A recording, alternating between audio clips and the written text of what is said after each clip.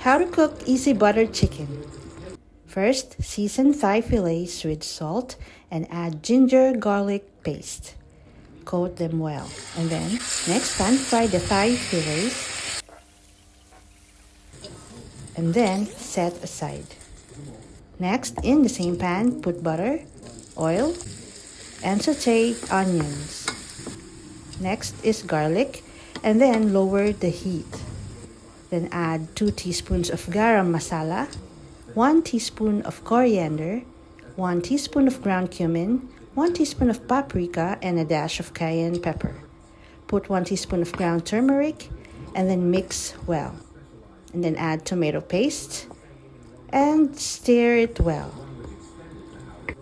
Then some salt, and juice of half a lemon. Mix well. Then add 400 ml of coconut cream. And mix well. And then cover and let it boil over medium heat. And then add back the chicken pieces.